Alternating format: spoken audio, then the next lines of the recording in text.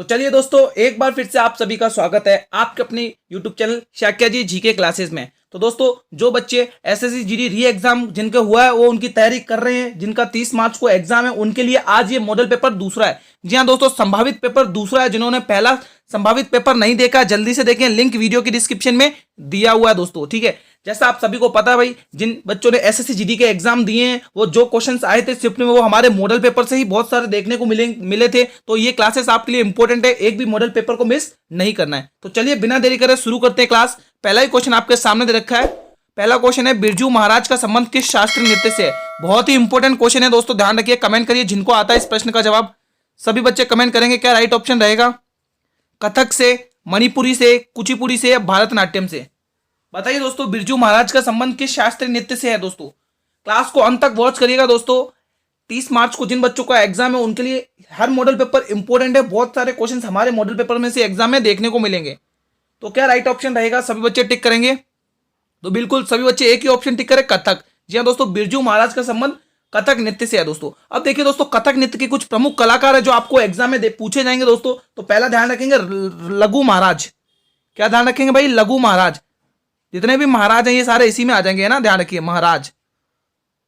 तो पहला ध्यान रखेंगे लघु महाराज, ठीक है। और दूसरा ध्यान रखेंगे शोभना नारायण, है ना, शोभना नारायण पूछा जाता है दोस्तों, शोभना नारायण का पूछा जाता है। और ध्यान रखेंगे और ध्यान रखेंगे सुखदेव महाराज, है ना, सुखदेव महाराज। आप ये ना सोचें कि गुरुजी आप हमें थ्योरी पढ़ा रहे हैं। थ्योरी नहीं दोस्तों, ये एग्जाम में पूछे जाते हैं, वही मैं बताऊंगा। पूरी नहीं बता रहा हूं नाम, सिर्फ इंपोर्टेंट नेम्स बता रहा हूं जो आपके एग्जाम में देखने को मिलेंगे दोस्तों। ठीक है, चलिए नेक्स्ट क्वेश्चन, क्वेश्चन नंबर 22 देखिए। निम्न में से कौन सी नृत्य शैली शास्त्रीय नृत्य शैली नहीं है? इंपॉर्टेंट है, कुचिपुड़ी, मणिपुरी, बुराकथा या ओडिसी? कमेंट करिएगा। जो लोग चैनल पर पहली बार विजिट कर रहे हैं वो एक बार चैनल को कर लें सब्सक्राइब और बेल नोटिफिकेशन को भी प्रेस कर दें भाई जल्दी से। क्लास अच्छी लगे तो इसको लाइक करें, अपने सभी मित्रों में शेयर करें इस क्लास को जल्दी से एक बार। तो वो कौन सी नृत्य शैली नहीं है इन शास्त्रीय नृत्य में से? जल्दी बताएं। देखिए दोस्तों, कुचिपुड़ी है, मणिपुरी है, ओडिसी है, लेकिन ये बुराकथा नहीं है दोस्तों। यानी कि ऑप्शन सी को लॉक करेंगे सभी स्टूडेंट्स। आई थिंक सभी बच्चे एक ही ऑप्शन सी टिक करें, बिल्कुल सही है। बड़े अगले क्वेश्चन की तरफ बिना देरी करें। चलिए अगला क्वेश्चन बहुत ही शानदार है दोस्तों, मैथ्स का। आपको इस मॉडल पेपर के अंदर आपके सभी सिलेबस, सभी जो भी आपके एसएसजीडी का सिलेबस है उनका अच्छा खासा रिवीजन हो जाएगा हर एक टॉपिक से। देखिए क्वेश्चन पढ़िए क्या बोल रहा है। पेट्रोल की कीमत 20% बढ़ा दी गई। भाई पेट्रोल की कीमत 20% बढ़ा दी गई तो खर्चे को समान कर रखने के लिए राम को कितनी यात्रा करनी चाहिए? बहुत ही इंपॉर्टेंट क्वेश्चन है। 16 से ही 2%, 12 से ही 1%, 15% या 20%? कमेंट करिए कैसे करेंगे इस क्वेश्चन को। हर एक बच्चा कमेंट करेगा, बहुत ही इंपॉर्टेंट क्वेश्चन है।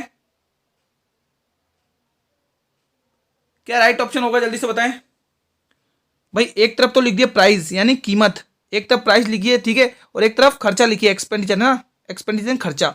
तो भाई देखो कैसे करा है, 20% बढ़ा रहा, तो 20% की फ्रैक्शन वैल्यू क्या होती है मैं यहाँ पे बता देता हूं, 1/5 होती है भाई। ये 20% की फ्रैक्शन वैल्यू है। 20% की फ्रैक्शन वैल्यू क्या होती है? 1/5। यानी कीमत पहले 5 थी, अब कितनी हो गई? 6। पहले कीमत कितनी थी भाई? पहले कीमत गुरुजी 5 थी, अब होकर कितनी? 6। समझ में आया यहां तक सभी को? अब वो यूं बोल रहा है कि खर्चे को समान रखने के लिए दोस्तों, खर्चे को समान रखने के लिए कितनी यात्रा करनी चाहिए दोस्तों? तो एक चीज को आप दोस्तों कॉमन रख लो, इधर भी 6 लिख दो और इधर 5 लिख दो दोस्तों। खर्चा समान रखना है ना, तो आपको एक कॉमन करना पड़ेगा। तो यहां पर कितने का अंतर आ रहा है? 1 का अंतर आ रहा है। किसके ऊपर आ रहा है? 6 के ऊपर। तो 100 पर कितने निकलेगा? तो 16, 100/6। 100/6 का मतलब क्या होता है गुरुजी? 100/6 का मतलब क्या होता है सभी बताएं। 100/6 का मतलब होता है 16 सही 2/3%। यानी कि ए ऑप्शन बिल्कुल सही जाएगा दोस्तों। जिसका पूछे तो उसको आप एक बार समान कर लेंगे ना ऐसे क्रॉस करके, तो बिल्कुल इजी हो जाएगा आपके लिए बहुत ही अच्छी तरीके से। ठीक है, तो ये इंपॉर्टेंट क्वेश्चन है, एसएससी जीडी में पूछा जाता है ऐसा क्वेश्चन, तो इसीलिए लेके आया हूं। ठीक है, आप दोस्तों अभी जो एसएससी जीडी के एग्जाम हुए उनमें क्वेश्चन देख सकते हो, और हमारे मॉडल पेपर से जो क्वेश्चन देखने करवाए थे हमने वो क्वेश्चन हूबहू देखने को मिले हैं दोस्तों। ठीक है, तो आपको एक भी मॉडल पेपर मिस नहीं करना है, कंटिन्यू देखना है। 30 मार्च तक आपके जो एग्जाम चलेंगे, एग्जाम है उन बच्चों के लिए इंपॉर्टेंट है ये। ठीक है, टेबल टेनिस की उत्पत्ति कहां से हुई थी? जापान से, इंग्लैंड से, भारत से या चीन से? कमेंट करिए, बहुत ही इंपॉर्टेंट क्वेश्चन है। कमेंट करिए टेबल टेनिस की उत्पत्ति कहां पर हुई थी? क्या राइट ऑप्शन होगा? सभी बच्चे बी ऑप्शन को टिक करें, इंग्लैंड। जी हां दोस्तों, टेबल टेनिस की उत्पत्ति इंग्लैंड से हुई थी दोस्तों, ना कि जापान से, ना भारत से, ना ही चीन से। तो बिल्कुल बी ऑप्शन को टिक करेंगे सभी स्टूडेंट्स। ठीक है, चलिए नेक्स्ट क्वेश्चन। नेक्स्ट क्वेश्चन देखिए 25, बहुत ही इंपॉर्टेंट है, देखिए क्वेश्चन क्या बोल रहा है, अंग्रेजी वर्णमाला में बाईं ओर से 18वें अक्षर के दाईं ओर बाईं ओर 10वां अक्षर कौन सा होगा। बहुत ही इजी क्वेश्चन है, कमेंट करिए। ये 4 ऑप्शन आपके सामने, क्या राइट ऑप्शन होने वाला है इस प्रश्न के लिए। दोस्तों जब भी ऐसा क्वेश्चन आए तो मैंने आपको बताया, अगर सेम सेम होंगे तो वो वैल्यू हमेशा घटेगी। बिल्कुल सही बात है, सेम होंगे तो वैल्यू हमेशा घटेगी। ठीक है, ये बात हो गई। अगर अपोजिट हुए यानी विपरीत हुए एक दूसरे के, दायां बायां हुआ तो वैल्यू प्लस होंगी, है ना, दायां बायां हुआ तो वैल्यू प्लस होंगी। ये आप दिमाग में बैठा के सॉल्व करेंगे तो कभी गलत नहीं होगा। तो हमें क्या बोला, बाएं से 18वां, तो भाई लेफ्ट से बोल रहा है 18वां, लेफ्ट से कौन सा 18वां, लेफ्ट से 18 बोल रहा है। 18वें के बाईं और 10वां, वापिस लेफ्ट से हमें कितना बोल रहा है, 10वां बोल रहा है। तो मैंने अभी आपको बताया जब सेम होंगी तो वैल्यू क्या होंगी, ये देखो ये वाला अप्लाई हुआ, जब सेम वैल्यू होंगी तो घटेंगी, तो वैल्यू कितनी हो जाएगी भाई, यहां पर 8 देखने को मिलेगी। कहां से, लेफ्ट से 8वां, तो लेफ्ट से 8वां सभी को पता भाई एच आता है, एच आता है भाई। इजी क्वेश्चन है, सभी ने कर दिया होगा, डी ऑप्शन को राइट करेंगे भाई। बहुत सारे बच्चों ने तो ओरल ही कर दिया होगा इस क्वेश्चन को, उनको ये सब पता है फॉर्मूला कैसे करना है। ठीक है, तो चलिए नेक्स्ट क्वेश्चन की तरफ मूव ऑन करते हैं। हमारा अगला क्वेश्चन देखिए 26, पंचवर्षीय योजना से संबंधित दोस्तों बहुत ही अच्छे खासे क्वेश्चन पूछे जाते हैं, और अभी जो आपके एसएससी के एग्जाम हुए उनमें भी ये क्वेश्चन भर कर आए हैं। तो आप पंचवर्षीय योजना और जनगणना ये दोनों टॉपिक तो रट कर जाइए। पंचवर्षीय योजना में कौन सा आर्थिक मॉडल अपनाया गया है दोस्तों, बताइए। रोमर विकास मॉडल, शास्त्रीय मॉडल, उत्पादन संभावना फ्रंटियर, या फिर महाल नोबिस मॉडल। कमेंट करिए, पंचवर्षीय योजना में कौन सा मॉडल अपनाया गया दोस्तों। क्या राइट ऑप्शन रहने वाला है इस प्रश्न के लिए, सभी बच्चे कमेंट करेंगे कमेंट सेक्शन में। ठीक है दोस्तों, अभी हमने एक मॉडल पेपर सॉल्व कर दिया, आज हमारा संभावित पेपर दूसरा है दोस्तों। ठीक है, तो जिसने वो फर्स्ट वाला पेपर नहीं देखा जल्दी से जाए भाई, वीडियो के डिस्क्रिप्शन में लिंक दिया हुआ, आप लोग देख लीजिए। और हर एक मॉडल पेपर की, हर एक पेपर की आपको पीडीएफ बिल्कुल फ्री ऑफ कॉस्ट मिलेगी मेरे टेलीग्राम चैनल पर। जिसने टेलीग्राम चैनल ज्वाइन नहीं किया, लिंक वीडियो के डिस्क्रिप्शन में दिया हुआ, टेलीग्राम चैनल को ज्वाइन कर लें और सभी मॉडल पेपर की पीडीएफ को ध्यान से पढ़ के जाइए, आपके एग्जाम में सिलेक्शन पक्का होगा दोस्तों, गारंटी है। बताइए दोस्तों, क्लास का टाइम 8 PM ही रहता है। ठीक है, सभी बच्चे ध्यान रखेंगे। तो बिल्कुल सभी बच्चे डी ऑप्शन को टिक कर रहे हैं, बिल्कुल सही टिक कर रहे हैं, महाल नोबिस मॉडल। ठीक है, तो पंचवर्षीय योजना में कौन सा आर्थिक मॉडल अपनाया गया था, महाल नोबिस मॉडल को अपनाया गया था। डी ऑप्शन को लॉक करेंगे मेरे प्यारे साथियों सभी बच्चे। चलिए नेक्स्ट क्वेश्चन नंबर 27 बताइए, बहुत ही इंपॉर्टेंट सा क्वेश्चन आया था वो। एक बार नीचे दिए गए शब्द का विलोम शब्द चुनना आपको। देखो आपको शब्द दे रखा मौन, और मौन शब्द का विलोम शब्द बताना आपको। वाचाल, मौलिक, चुप और शांत। कमेंट करिए दोस्तों, हमें विलोम शब्द पूछ रहा है दोस्तों, समान अर्थ नहीं पूछ रहा, गलत ना करें, ध्यान से करेंगे इस क्वेश्चन को भाई। इस क्वेश्चन को भी जिसने गलत किया तो भाई उसकी तैयारी तो बेकार है भाई, इजी क्वेश्चन है ये। तो दिए गए शब्द का विलोम शब्द बताएंगे सभी स्टूडेंट्स। हर एक क्वेश्चन इंपोर्टेंट रहने वाला आपके एग्जाम के लिए, इसलिए एक भी क्वेश्चन को मिस ना करें, एक भी मॉडल पेपर को मिस ना करें दोस्तों। मैं 100% श्योरिटी दे रहा हूं आपको दोस्तों कि आपके जो अभी 30 मार्च को जो एग्जाम होंगे, जो हम मॉडल पेपर पढ़ाएंगे, उनमें से बहुत सारे क्वेश्चन ऐसे कैसे छप के आएंगे दोस्तों। ठीक है, तो बिल्कुल सभी बच्चे वाचाल टिक कर रहे हैं, बहुत अच्छे। बिल्कुल देखो, चुप, शांत और मौलिक, इनका एक ही मतलब होता है मौन। लेकिन जो वाचाल क्या होता है, जो ज्यादा बोलता है, तो जस्ट हमें अपोजिट बताना है ना, शांत का ज्यादा बोलने वाला, है ना। तो ए ऑप्शन को लॉक करेंगे सभी बच्चे, ए ऑप्शन को लॉक करेंगे मेरे प्यारे साथियों। चलिए नेक्स्ट क्वेश्चन की तरफ मूव ऑन करते हैं। हमारा नेक्स्ट क्वेश्चन बहुत ही शानदार और इंपॉर्टेंट है, साधारण ब्याज का क्वेश्चन है भाई। जिसको कंसेप्ट पता है वो इस क्वेश्चन को फोड़ने में कतई देर नहीं करेगा। 3000 के धन पर 10% वार्षिक दर से 146 दिन का साधारण ब्याज क्या होगा। बहुत ही इंपॉर्टेंट और इजी क्वेश्चन है दोस्तों, एग्जाम में पूछा जाता है, इंपॉर्टेंट है। 130 रुपए, 200 रुपए, 120 रुपए या 500 रुपए। कमेंट करके बताएंगे जिन भाइयों को आता है इस प्रश्न का जवाब। 3000 के धन पर 10% वार्षिक दर से 146 दिन का साधारण ब्याज क्या होगा। जिनको पता नहीं है कैसे करना है वो गलत करेंगे दोस्तों इस क्वेश्चन को, मुझे पता है। जिनको पता है वो एक झटके में फोड़ेंगे।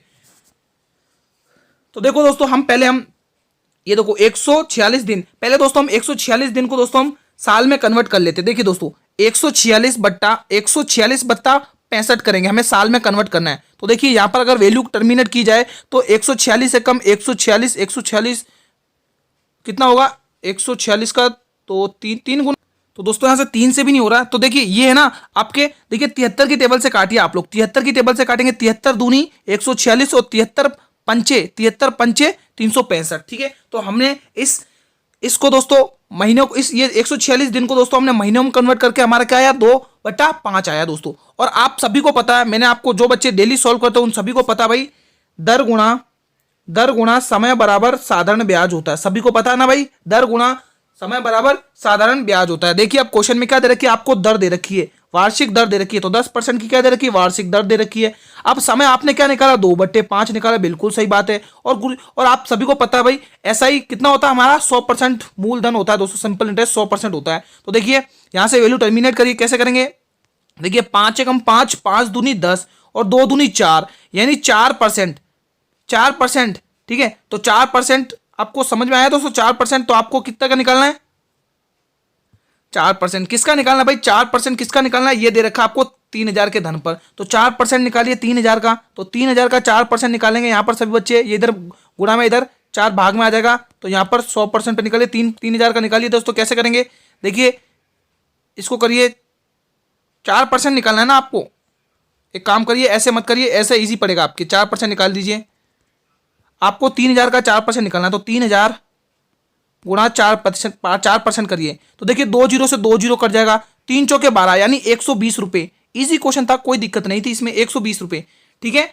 तो हमने पहले क्या किया कि ये जो दर थी ना, ये जो 146 दिन थे ना, इसको हमने महीने में कन्वर्ट किया, 2/5 आ गया। तो हमने क्या किया, वो फॉर्मूला लिख दिया, दर समय गुणा दर गुणा बराबर ऐसा ही होता है। तो 10 ऐसे कैसे, इसको इससे टर्मिनेट किया, 2%, तो 2 से 2 किया 4%, यानी 4% की वैल्यू 3000 दे रखी है, तो 4% का 3000 का 4% निकालना, तो 120 रुपये, सी ऑप्शन, ठीक है। चलिए नेक्स्ट क्वेश्चन, क्वेश्चन नंबर 29 देखिए, बहुत ही इंपॉर्टेंट।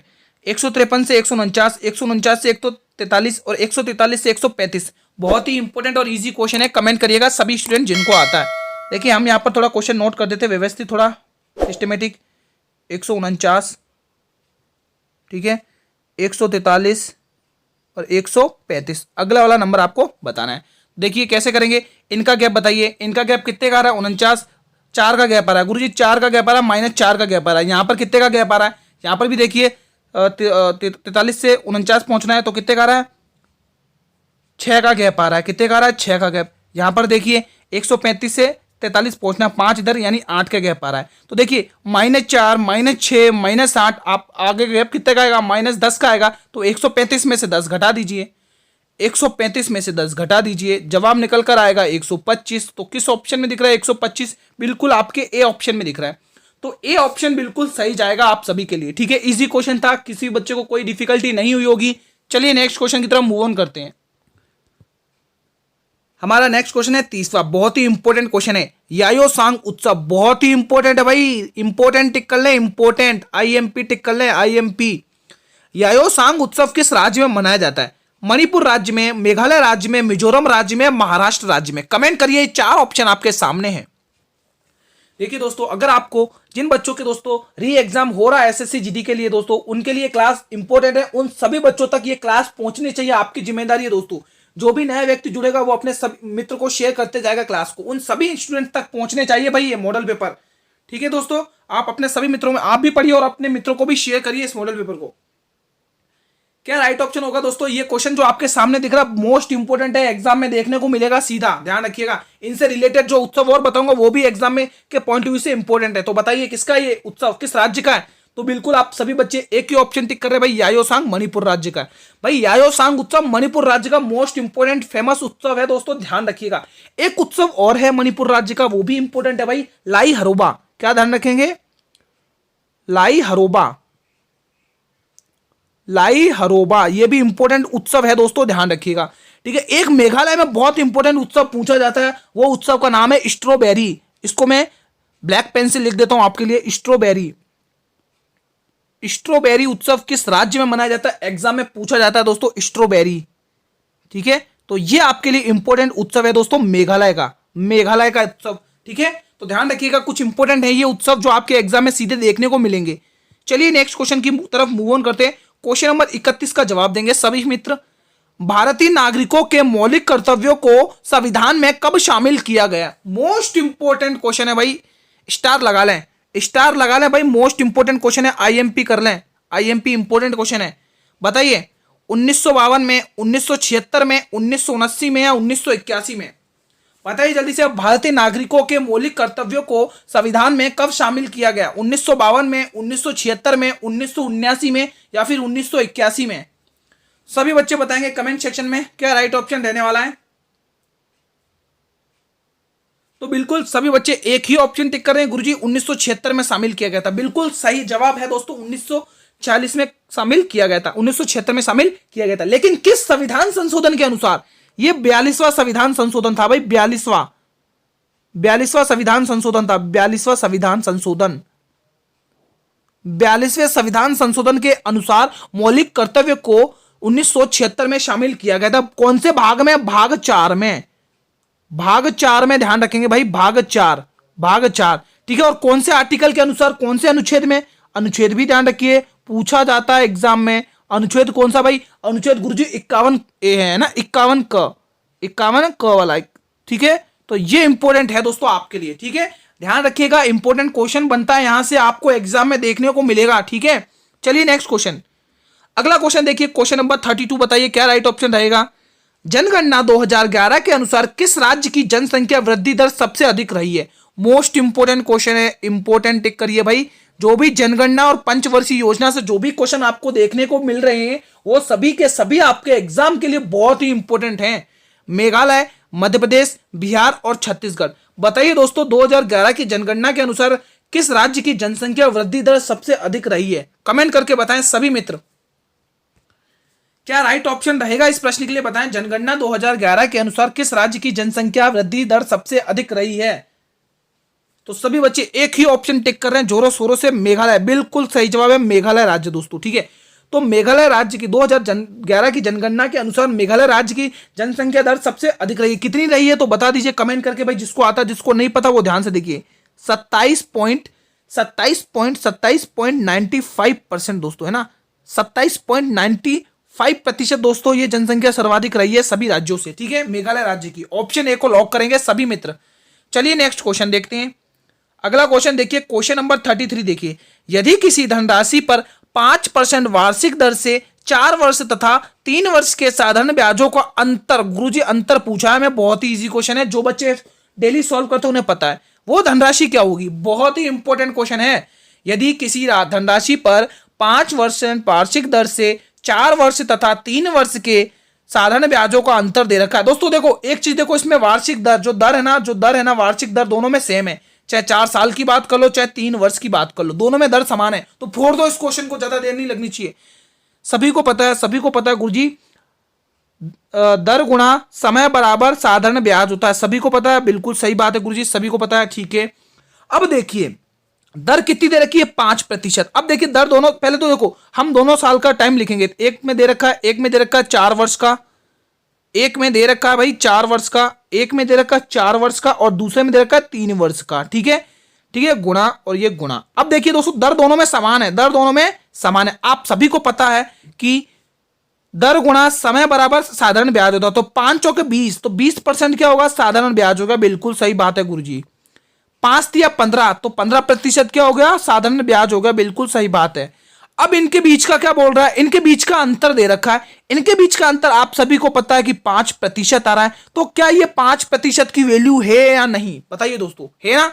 तो हमें 5% की वैल्यू 42 पे दे रखी है, 42 पे 5% की वैल्यू, तो 100 पर कितनी? बताइए 100 पर कितनी भाई? 100 पर कितनी? देखो इसको टर्मिनेट करिए, 20 बार जाएगा और 20 को आपको 42 से गुणा करना है, तो 42 दूनी क्या होता है भाई? 42 दूनी 88 होता है। कितना? नहीं, 42 दूनी 84 होता है। कितना होता है भाई? 84 होता है। मैं इसको अलग पेन से लिख दूं ताकि आपको सही से क्लियर दिखे। 82 गुणा 20 कितना होता है? 84 होता है, यानी 84 और ये 0, 840 रुपए। तो 840 रुपए किस ऑप्शन में दिख रहा है? तो बिल्कुल ए ऑप्शन में दिख रहा है। सभी को समझ में आया इस क्वेश्चन को कैसे करना है? तो इजी क्वेश्चन था, आई थिंक सभी बच्चों ने कर दिया होगा। भाई क्वेश्चन की लैंग्वेज को समझना अगर इजी पड़ जाए ना, तो क्वेश्चन की कोई हिम्मत नहीं जो हमें क्वेश्चन पराजित कर दे, हम उसे पराजित कर देंगे। बस लैंग्वेज का खेल है दोस्तों, लैंग्वेज का। बहुत सारे इस क्वेश्चन को देख के घबरा गए होंगे, है ना। चलिए नेक्स्ट क्वेश्चन, क्वेश्चन नंबर 34। प्रथम भारतीय महिला कौन थी जिन्हें ऑस्कर पुरस्कार मिला था? दोस्तों मोस्ट इंपोर्टेंट है भाई, ध्यान रखिएगा। पुरस्कार से संबंधित क्वेश्चन बहुत इंपॉर्टेंट है। भानु अथैया, विनोबा भावे, चिंतामन देशमुख या पीएच न्यूबे? कमेंट करके बताएं भाई वो प्रथम महिला भारतीय कौन है जिन्हें ऑस्कर पुरस्कार मिला था। सभी बच्चे बताएंगे। भाई जो भी नए जुड़ रहे हैं मैं उनको अपनी क्लास का टाइम बता देता हूं। डेली क्लास का टाइम 8 PM रहता है भाई। डेली क्लास का टाइम 8 PM रहता है। सभी बच्चे ध्यान दें दोस्तों, ठीक है। और जो भी नए चैनल से जुड़ते जा रहे हैं वो एक बार चैनल को भी कर लें दोस्तों सब्सक्राइब, है ना, ताकि जब भी मैं क्लास लेके आऊं तो सबसे पहले नोटिफिकेशन यूट्यूब आपको ही भेजेगा। तो कैसे करेंगे देखिए इसको सवाल, ये क्या होगा इसका सही जवाब। तो इसका सही जवाब सभी बच्चे एक ही ऑप्शन टिक कर रहे हैं गुरुजी, पहला ऑप्शन सही है, भानु अथैया, ठीक है। तो ऑस्कर पुरस्कार गुरुजी, ऑस्कर पुरस्कार सबसे पहले भारतीय महिला को मिला है, वो है भानु अथैया दोस्तों। ये बात हमने कर ली है, ठीक है। अगर मैं पूछ लूं दोस्तों life term Oscar life term award किसे मिला है, ऑस्कर लाइफ टर्म अवार्ड, मैं यहां पर क्वेश्चन पूछ लेता हूं। लाइफ टर्म अवार्ड इंपॉर्टेंट है दोस्तों, ध्यान रखिएगा। लाइफ टाइम अवार्ड किसको मिला है ऑस्कर का, लाइफ टाइम अवार्ड, ये जो ऑस्कर का लाइफ टाइम अवार्ड किसको मिला है, तो नाम ध्यान रखेंगे सत्यजीत रे। क्या नाम ध्यान रखेंगे, सत्यजीत रे को मिला है भाई। कब मिला है तो डेट भी ध्यान रख सकते 1992 ईस्वी में दोस्तों, ठीक है। तो भाई हमें पता है वो प्रथम महिला कौन है जिन्हें ऑस्कर पुरस्कार मिला है, उनका नाम है भानु अथैया। और वो लाइफ टाइम ऑस्कर अवार्ड किसको मिला, तो उनका नाम है सत्यजीत रे, 1992 ईस्वी में दोस्तों, ठीक है, ध्यान रखिएगा। चलिए नेक्स्ट क्वेश्चन। बाकी जो नीचे देखने को मिल रहे हैं दोस्तों, विनोबा भावे, चिंतामन देशमुख, ये इनको और भारत रत्न मिला दोस्तों, ध्यान रखिएगा। चलिए नेक्स्ट क्वेश्चन 35। लंबाड़ी किस राज्य का प्रसिद्ध लोक नृत्य, मोस्ट इंपोर्टेंट है भाई, मोस्ट इंपोर्टेंट है क्वेश्चन पूछा गया हुआ है एसएससी जीडी के द्वारा। जो अभी आपकी जो शिफ्ट हुई थी, जिन बच्चों ने एसएससी जीडी का एग्जाम दिया उनमें उनको पता होगा ये क्वेश्चन पूछा गया है। अरुणाचल प्रदेश, मध्य प्रदेश, राजस्थान या आंध्र प्रदेश, कमेंट करके बताएंगे भाई लंबाड़ी किस राज्य का प्रसिद्ध लोक नृत्य है। सभी मेरे मित्र साथी प्यारे साथियों कमेंट करिए। आप लोग हर क्वेश्चन का जवाब कमेंट सेक्शन में दिया करें। आपके कमेंट सेक्शन में कमेंट करने से हमें मोटिवेशन मिलता है दोस्तों, है ना। तो आप लोग कमेंट किया करें हर एक प्रश्न का जवाब, ठीक है दोस्तों। इससे क्या मुझे पता चलता है मेरे किस स्टूडेंट कैसी तैयारी कर रहा है, किसकी कैसी तैयारी चल रही है दोस्तों, है ना।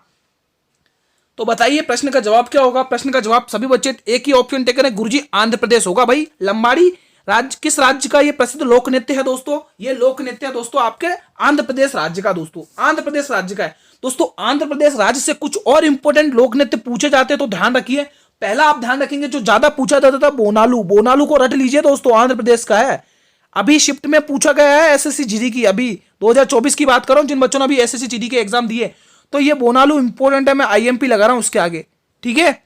चलो बोनालू देख लिया। और एक और पूछा जाता है गोबी लोक नृत्य, गोबी लोक नृत्य भी आंध्र प्रदेश का है। गोबी नृत्य भी आंध्र प्रदेश का भाई, गोबी नृत्य भी आंध्र प्रदेश का है भाई।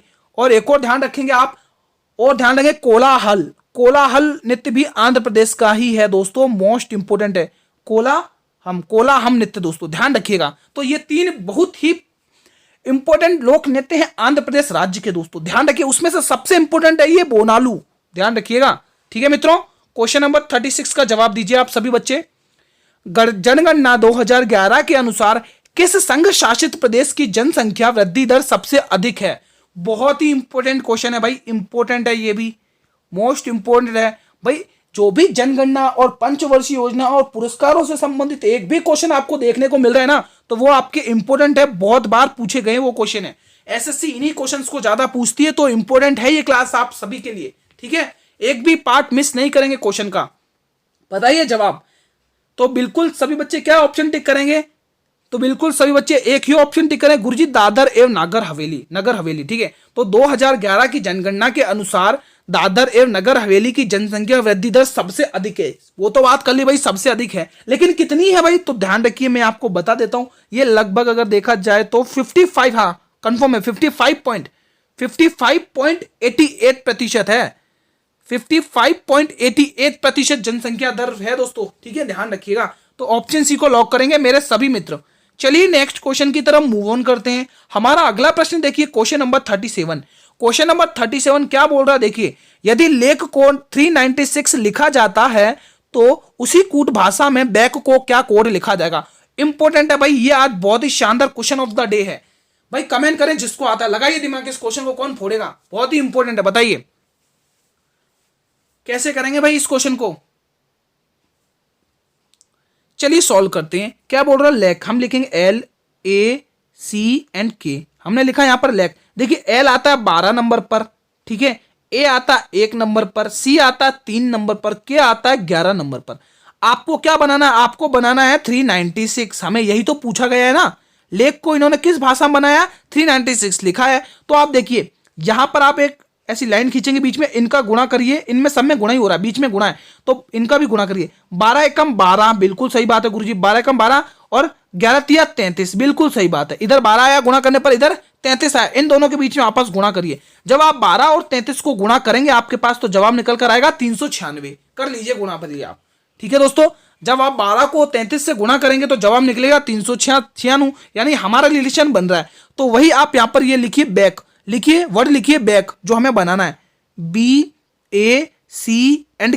चलिए इसका बनाइए, इसको बनाइए। इसको कैसे बनाएंगे भाई, बी आता है, सभी को पता है गुरुजी, बी आता है 2 नंबर पर, बी आता है 2 नंबर पर, ए आता है 1 नंबर पर, सी आता है 3 नंबर पर, के आता है 11 नंबर पर। कोई जवाब, सही जवाब है कि नहीं, ठीक है दोस्तों, क्या आता है 11 नंबर पर, ठीक है। तो अब आप बीच में वापस एक लाइन खींचिए, बीच में एक लाइन खींचिए, बीच में एक लाइन खींचिए वापस, ताकि गलत ना हो। इनके बीच में मल्टीप्लाई रहेगा, ठीक है, इनके बीच में मल्टीप्लाई लगाइए। देखिए 2 एकम 2, बिल्कुल सही बात है गुरुजी। 3 को 11 से गुणा करेंगे 33 आएगा, बिल्कुल सही जवाब है। और इनके बीच में कौन बैठा हुआ भाई, मल्टीप्लाई बैठा हुआ है। तो 33 को 2 से गुणा करेंगे, जवाब निकल कर आएगा 66। तो 66 किस ऑप्शन में दिख रहा है गुरुजी, 66 तो बी ऑप्शन में दिख रहा है। तो आप लोगों के लिए बी ऑप्शन बिल्कुल सही जाएगा। समझ में आया सभी बच्चों को कैसे करना है इस क्वेश्चन को, ठीक है। चलिए नेक्स्ट क्वेश्चन की तरफ मूव ऑन करते हैं। क्वेश्चन नंबर 38 बताइए, एक धनराशि 8 वर्षों में स्वयं की दुगनी हो जाती है तो साधारण ब्याज की वार्षिक दर ज्ञात कीजिए। मोस्ट इंपोर्टेंट है भाई, इंपोर्टेंट क्वेश्चन है। इंपोर्टेंट क्वेश्चन जो भी होगा मैं आपको IMP लिखवाऊंगा, इंपोर्टेंट है। और ज्यादातर बच्चे गलत करते हैं इसी को, आप गलत मत करिए, क्योंकि आपको पता है कि आप सभी को पता है कि दर गुना समय बराबर ऐसा ही होता है गुरुजी, हम तो ऐसे ही करेंगे जैसा आपने सिखाया। बिल्कुल सही कर रहे हो भाई। देखिए दर कितनी दे रखी है भाई, दर दे रखी है क्या, नहीं दे रखी, हमें टाइम दिया 8 वर्ष का। और आप सभी को पता है साधारण ब्याज खुद में 100% होता है। तो देखिए गुणा में इधर आके, ये गुणा में इधर आके भाग में आ जाएगा, तो कर दीजिए, इसका भाग करिए, कितना होगा 12.5%। 12.5% होगी इसकी दर भाई, आप करके देख लीजिए, आप करके देख लीजिए भाई, 12.5% आएगी। 100/8 को भाग कर लीजिए, आपके पास 12.5% दर आएगी। बिल्कुल सी ऑप्शन को लॉक करेंगे। इजी था क्वेश्चन, सभी ने कर दिया, सब कर पा रहे हैं क्वेश्चंस को। चलिए next question, question number 39, Nalanda विश्वविद्यालय की स्थापना किसने करी थी दोस्तों, बताइए सभी मित्र। चंद्रगुप्त द्वितीय ने, स्कंदगुप्त, कुमारगुप्त प्रथम या हर्षवर्धन, कमेंट करिएगा, बहुत ही इंपॉर्टेंट है। नालंदा विश्वविद्यालय की स्थापना किसने करी थी, चंद्रगुप्त द्वितीय ने, स्कंदगुप्त ने, कुमारगुप्त प्रथम ने या फिर हर्षवर्धन ने। तो बिल्कुल सभी बच्चे सही टिक कर रहे हैं, कुमारगुप्त प्रथम ने करी थी। नालंदा विश्वविद्यालय की स्थापना किसने करी है भाई, कुमारगुप्त प्रथम ने करी है दोस्तों। और इनको एक उपाधि मिली है दोस्तों, इनको एक उपाधि मिली है, उपाधि, इनकी एक उपाधि ध्यान रखेंगे, बहुत ही इंपॉर्टेंट उपाधि है दोस्तों। कुमारगुप्त प्रथम को ही कहा जाता है महेंद्रादित्य दोस्तों। क्या कहा जाता है, महेंद्रा, डबल मात्रा नहीं आएगी, एक ही आएगी, महेंद्रादित्य। महेंद्रादित्य इनको उपाधि मिली है, एग्जाम में पूछी जाती है कि महेंद्रादित्य उपाधि किस शासक को मिली है, तो उसका नाम होगा कुमारगुप्त प्रथम दोस्तों, ठीक है। चलिए नेक्स्ट क्वेश्चन देखते हैं, अंतिम प्रश्न है भाई, हरित क्रांति का मोस्ट इंपोर्टेंट है। हरित क्रांति के अंतर्गत HYV वीजो के आरंभिक साइट के रूप में सर्वप्रथम किस राज्य को चुना गया था, बताइए दोस्तों। हरित क्रांति का दोस्तों, हरित क्रांति का अगर जनक पूछे विश्व में तो आप ध्यान रखेंगे नॉर्मन बोरलॉग रहेगा। अगर भारत में पूछे तो स्वामी MS नाथन रहेंगे दोस्तों। अगर हरित क्रांति के लिए सबसे पहला राज्य चुना गया वो था पंजाब दोस्तों। हरित क्रांति के लिए सबसे पहला राज्य चुना गया वो था पंजाब। ए ऑप्शन को लॉक करेंगे दोस्तों, ठीक है। इनमें से ए ऑप्शन सही जवाब जाएगा। और हरित क्रांति में सबसे ज्यादा किस फसल को ज्यादा यूज में लिया, किसको ज्यादा फायदा हुआ, तो नाम ध्यान रखें, गेहूं। गेहूं गेहूं को हरित क्रांति में सबसे ज्यादा फल हुआ दोस्तों, ठीक है। तो दोस्तों आज की क्लास को हम यहीं पर समाप्त करते हैं दोस्तों। अगर इस क्लास के अंदर किसी भी मेरे स्टूडेंट्स को कोई भी डाउट हो किसी भी प्रश्न से रिलेटेड, तो आप कमेंट में अपना कमेंट ड्रॉप कर दें, मैं रिप्लाई आपके कर दूंगा आपके कमेंट्स का दोस्तों। अगर मित्रों अगर ये क्लास आपको थोड़ी सी भी अच्छी लगी हो दोस्तों, लगता है आपके लिए क्लास इंपॉर्टेंट है, तो एक बार इस क्लास को कर देंगे सभी बच्चे लाइक दोस्तों। एक लाइक तो बनता है दोस्तों, सभी बच्चे क्लास को लाइक करेंगे और अपने जितने भी मित्र हैं उनमें इस मॉडल पेपर को शेयर करिए। जो बच्चे SSC GD का एग्जाम देंगे 30 तारीख को दोस्तों, उन सभी मित्रों तक ये मॉडल पेपर, ये संभावित पेपर आज 2 था, सब तक पहुंचना चाहिए दोस्तों। जो जिन्होंने पहला वाला पेपर नहीं देखा है, अभी हमने फर्स्ट पेपर कर लिया, आज ये दूसरा पेपर है, उनका लिंक मैंने वीडियो के डिस्क्रिप्शन में दिया हुआ है। उस क्लास का लिंक मैंने इस वीडियो के डिस्क्रिप्शन में दिया, आप पहले उसको भी देख लीजिए और इसको भी देखिए दोस्तों, ठीक है। अगर जो भी बच्चे चैनल पर पहली बार विजिट कर रहे हैं मित्रों, तो एक बार इस चैनल को करेंगे सब्सक्राइब दोस्तों, और अपने सभी मित्रों में शेयर करेंगे दोस्तों, ठीक है। क्योंकि दोस्तों आप जब चैनल सब्सक्राइब कर लेंगे तो जब भी मैं क्लास लेके आऊंगा तो यूट्यूब सबसे पहले नोटिफिकेशन आप लोगों को तक भेजेगा दोस्तों, ठीक है। ठीक है दोस्तों, और बहुत सारे स्टूडेंट कमेंट करते हैं कि गुरुजी पीडीएफ कहां मिलेगी। दोस्तों मैं आपको बताना चाहूंगा, पीडीएफ आपको बिल्कुल फ्री ऑफ कॉस्ट मिलेगी मेरे टेलीग्राम चैनल पर। अब जल्दी से ज्वाइन करिए टेलीग्राम चैनल को दोस्तों, लिंक आपको वीडियो के डिस्क्रिप्शन में मिल जाएगा। मैं आपसे एक बार वापस रिक्वेस्ट कर रहा हूं दोस्तों, एग्जाम से पहले इन मॉडल पेपर को जरूर देखकर जाइएगा। आपको हूबहू क्वेश्चंस देखने को ना मिल जाए तो ये मेरी गारंटी है, 100% की गारंटी है, ठीक है। क्लास का टाइम सभी को पता है, 8 PM रहेगा दोस्तों डेली, ठीक है। आप लोग डेली जुड़िए और डेली अपनी तैयारी को एनालाइज करिए, और आप लोग कमेंट किया करें प्लीज। आपसे एक रिक्वेस्ट और है, आप लोग कमेंट किया करें दोस्तों, हर एक क्वेश्चन का जवाब कमेंट्स में। आपके कमेंट्स हमें मोटिवेट करते हैं दोस्तों, ठीक है। तो कल मिलेंगे दोस्तों इसी टाइम पर, तब तक के लिए मित्रों जय हिंद, जय भारत, धन्यवाद।